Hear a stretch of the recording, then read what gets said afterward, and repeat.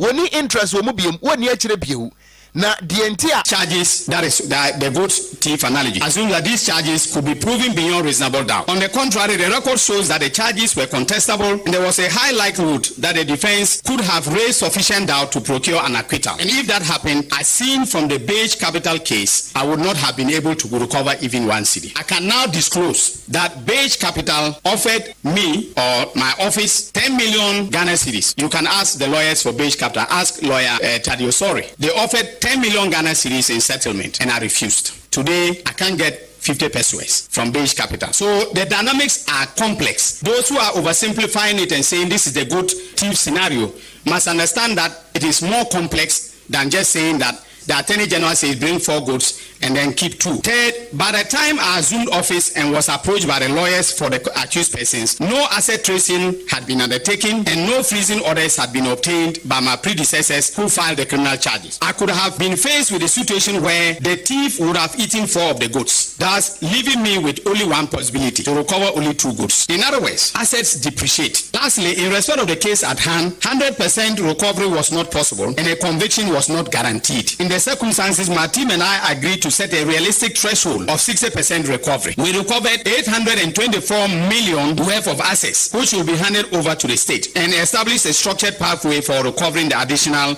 1.2 billion Ghana cedis through the civil process. Ania yati ye eya aban lawyer pania wono yeso afo hwe atentere na eso Attorney General and Minister of Justice Dr. Dominic Akuru Tenga ayene nanum nsem eno yanko yanim wonsem foforomu ana kuyadwuma mi yadi wura yapiem ewo potamo ayefra no iyate na ye bia ja kuyadwuma no onum edie ewo afo ano anafo ato emensim ye kira afo ano Southwest District Asantemantem akuafo ye wonum de adesrade tudwa sropem so tumfo se tu abi o santema wura se na dawroma na namomoten na wonka bi ma wonum na se de gadamsefo esi ha wonum na gadamse se wonum fusase eni empo wonum emfuo ano woden pa da no mu kiremu aban so adani abrese wotu gadamse ase adawroma onfa na so ema wonum yadefo wonum emu ba ko kasa yakuafo no ye owura awoni ni nsajrofo bonko no kirim se wonum koko mfuo ni ade gadamse ifo abeka koko mfuo no atoagu ama no kra ne de bese eka 9 wonum ase ni nyina didi gadamse na ne ye onu ahomete na ye onu ahudwudi ni se o kiremu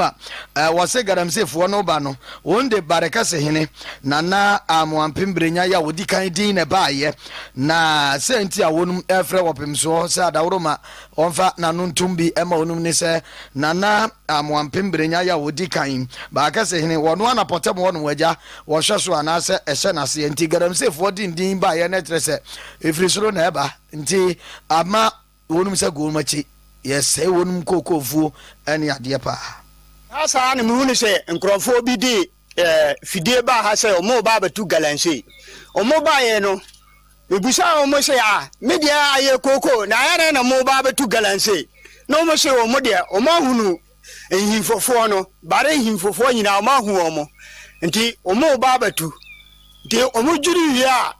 omo ma esika nti ama omo de juri koko ni nyina tugui ere se 6 acres no omo juri tuguye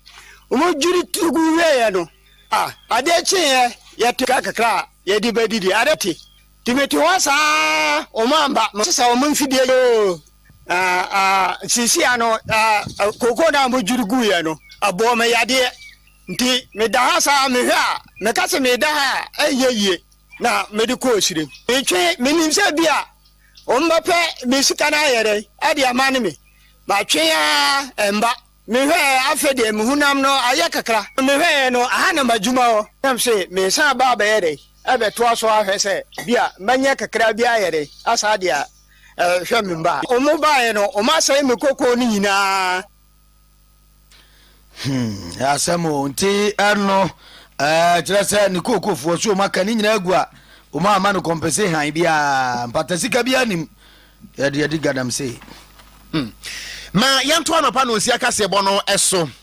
ye ko ensamfoforo emu a Ghana fo ade hia waka wo ho abomu na entosi hudwa na wodie na wo kra ntosi edi free Burkina Faso eba wo mayi emu wɔn nkabom kubatan ɛyɛ Ghana National Tomato Traders and Transporters Association na wɔn mo akɔdi dwuma bi ɛwɔ Burkina Faso na wɔn ɛnam Ghana embassy so ɛno ɛwɔ Ouagadougou ana kɔyɛ saa meeting no na wɔne mpanimfo a wɔn ɛwɔ Burkina Faso ne kɔdi saa dwuma ni nyina no ɛne sɛ kwan yɛ wɔn betumi di entosi no afiri Burkina Faso abɛduru Ghana na akwansidie ɛmamu wɔkyerɛ mu a ɛbrɛ bi atwa mu no wɔbɛte sɛ yɛsɛ transporters yi wɔn de nneɛma ne ba akrɔmforamfo abɛsisi wɔn kwan mu agye wɔn nneɛma ne adeɛ na wɔkyerɛ mu sɛ dabideɛ kɔ so na ne enyan ɛno ntena ho bɛhia sɛ wɔne wɔn nuanom a wɔwɔ Burkina Faso kɔyɛ saa meeting no na nkitahodeɛ no bi ɛne sɛ wɔbɛhwɛ bambɔ nsɛm ɛne kwan ɔbɛfa so a tomatoes no wɔbɛtumi de abɛduru Ghana na kwansidie biada ɛma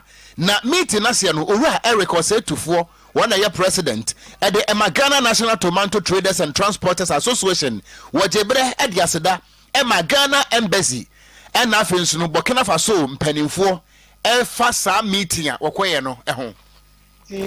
3 months ni afei na ɛkwan abɛmu a yɛtu anamɔn aba abɛduru Ghana mission na ɛnura ɛna yɛ start meeting no na start yɛ no I think say raise concerns bebree ɛfa the size of creator yɛde bɛtɔ tomatoes no afei raise concern about credit facility almost I raise concern say normally say yɛba tomatoes say highly perishable no na yɛde travel a long journey to Ghana no I will say sort the bad ones from the good ones. Any ayeti ye eyo owura Eric Osetufoɔ wɔno ana wɔyɛ president edema Ghana National Tomato Traders and Transporters Association na ɛno akyi ana owura Abdullahi Haruna Al Hassan wɔyɛ acting head of mission wɔno nso wɔde aseda PSA ɛma Burkina Faso mpanimfoɔ any meeting change a wɔyɛ yɛn na wɔkyerɛm sɛ wɔbɔ mpae sɛ nnipa hodo adi gu akwan mu no ɛso betimi aba mfaso aba aman mienu wɔ mu dwadiem. I have been briefed that on your way to Ouagadougou you have had certain meetings already. This meeting is going to be very simple because there is a simple reason to it. We are here because Ghana has bilateral relations with Burkina Faso. And our responsibility as the embassy is to look over the relations to make sure that they are moving in the right direction. When you look at the relation between Ghana and Burkina Faso, this production and trade in tomatoes is a major one. The first time I chanced on a convoy of trucks coming to Burkina Faso to buy tomatoes, I was very, very impressed because that is the real essence of our. Wapaniani di ede Abdullahi Haruna Al Hassan, wano anwaye acting head of mission, anwade sansem we atu ega. Achimo chinso na yejire kwa bibrem kropa bi yejire botamu apu emantamu na badwa ba yechire assembly member ya wonum ene nananom no mani abra wonum kase sa dawro mo manga na yenka mo wonum te ade wonum na so nya Ghana fo biemu ana ene sai wonum se yeyi wonum ayipamu ngumasuan sensemu na wo ba potamu wonum a wo ma no adode ye che ne ade a wonum de no ya na sebe eka chichie num wonum ensanka se de e wo se wonum enya no na nana ede ensam tudwa ye bama pobia sumani no o kire se wonum abomoden kura ya wonum si suada kakra ya beboa ama mofreti nya nwasuam ntete ne ade na enso wonum ehia enema hodo akade audio bi tise computer se afi bia a chekire for better teachers bungalow ene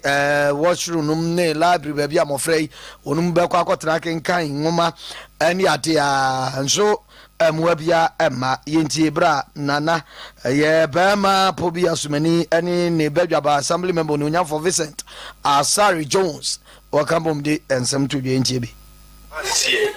So toilet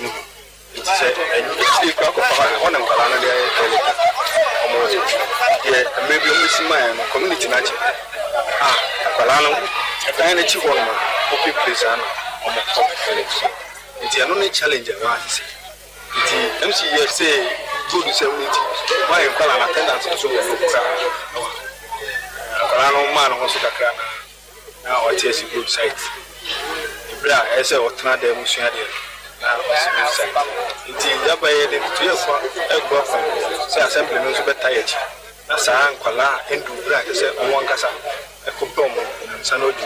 e be bra sa de na bo ama so Yesu ko dala yesi amkaze misima ngwala no eho ani a different school eho ye ya computer niema ne sabi ngwala na wo ba bi wi ase ya koda bia computer no bi addition aso na ye ji computers no adofo bi na ebo bo nkaka dimasa panse omwaye na computer lab also ase ya to subi wa de hiya kase pa ya network it is your network nye it is so probo na so response sa enclave na your network nye nti yes sabi akoya bi ko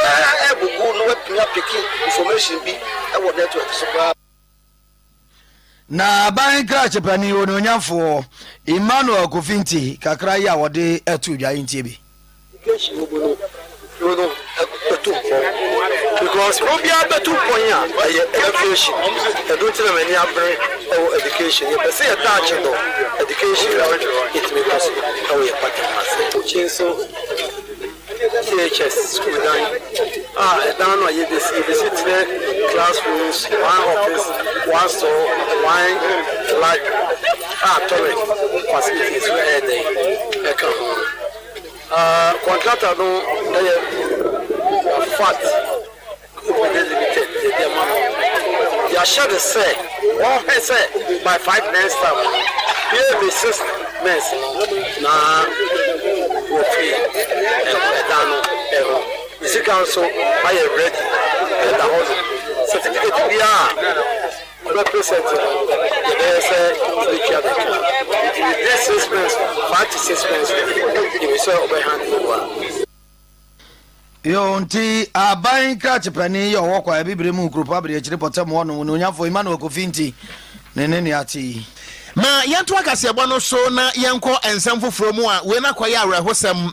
na Ghana for eyemwani mu asem dada ene se ene nan ana beto odwa se Ghana dwumtuni ane waje ne din e wo high life mu a ne din e de Charles Kodofo so dade Lumba e beto odwa se ye wrayi wato nananom e wo ensiedo na ya na mpene se sedofo wu a ya na dofo enkwa yie nanso wadie dofo awu ama dofo ekwa yie ene se Ghana mampani dada John Ejekum Kofidi awu kofo wode nkrata tententen ana apie montene so ne nkrata na busua emu nsam se akwaso Japan nwom wokiremu a wobra wote se dade Lumba awu no awoso a ese ne so entenkoi na de bakoya ne yapa no ene se wante dade Lumba kra na yade eno ntie wuo no aba no wakasa emmo no mpia no a na chese eye ne yapa wode ato dwa kirem se dade Lumba na onye obi a sabi we beka so wa adwumtuni keke na emom na oyo obi a na nwom no eka akoma empani nkwada awrakikire wom ehye nipa nkuran afutuo wom chese eye nwom a na eka enipa ankasa ebomu ntene se wafiri mu a eye se eye ne ye papa yewura kofo nkrata no wokire mu ese ebere bi kura sonye a na dade Lumba wodi dwuma hodo eye Night of the Legends a na woto inside the frɛ wono yewura kofo emu obabi eno ntina nka afie kura no wo hwɛ ne mu sa afie de nso nko to nsa frɛ no a anka obeba nanso no ba mo wo mpa de panti watabiri dade Lumba wode ne kro na ne nkrata asɛm no wode ya akonsɛm ma ne yira wogya na kyire mama Priscilla ene abusua ema nyina se wotwadi amponyankropɔ kwa ame wono na ema wono aso na agye nti nyankopɔ no ankasa won kyekire abusua no awura nembom se ye kase ye kaakaye achievement anase niama hodo a dade Lumba wo be asase so a yentimi enka nwie na enka nwie kina wogina weso ede eyedemire fadue ema yewura dade Lumba de late se nyankopɔ wo man baby pantena na wo man ahomegie papa e wona na Abraham kukumu a enkrata pie montene asuyi ye mampani dada John Kofi die wo woni ye mefa gentle giant Ejekum Kofo nensa ana hyase a ayɛ awerɛhosɛm nti na yɛgyina wei so a yɛde aseda bɛma nyankopɔn sɛ wɔkae ho ne yɛbɛsom yɛ na aseda ɛtɔ so biom yɛmfa ɛma Genaf B Catering Services ɛnɔpɛ yi breakfast no ayɛ krado yɛka breakfast a aduane a